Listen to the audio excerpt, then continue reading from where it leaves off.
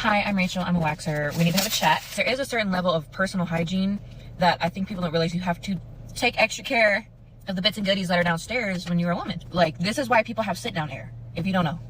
This is why people have sit-down air, because they are not clean down there. So I've had situations where, like, clients genuinely, I have a hard time waxing them because of odors and things like that. If you come and you have feces smeared all the way up to your vulva, the entire room smells like poop. And you would be surprised that it happens as often as it does. I don't want to see anyone spending hundreds and thousands of dollars on their face and you haven't washed your genitals in a few weeks. Video and say, I'm not trying to shame anyone. I'm just being super honest.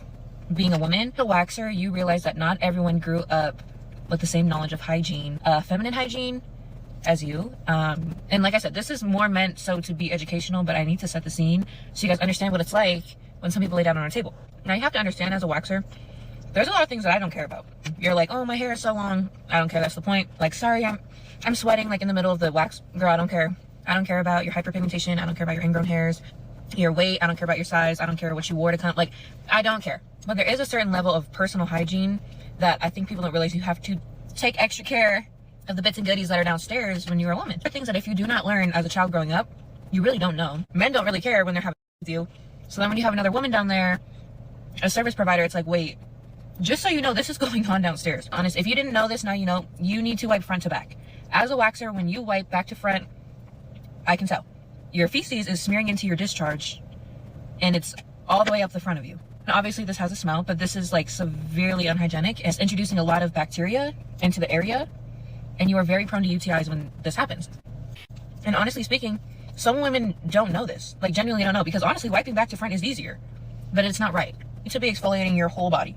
You need to use a washcloth or a loofah of some sort. I use a silicone loofah because it is not harboring with bacteria as like a netted loofah. You need to use something to wash your body. You need to wash your whole body.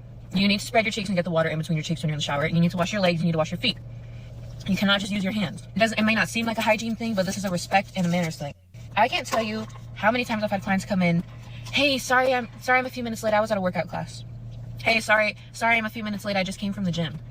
Why would you do that? And listen, I'm one for charging a late fee and a no-show fee. I will charge you. But if you're like, hey, I was just at the gym and I am sweaty down there and I just worked out for 2 hours, or I just came from a hot mat class, a hot yoga class, I need to shower before my wax appointment, I promise you, I might even give you a discount. If you are sexually active with your partner before your appointment, chances are high that we know. Number one, it has a smell. But if he is inside of you, it's coming out on our table. When we pull the strip, you lose control of that area in your pelvic floor for like a few seconds here and there. It comes out.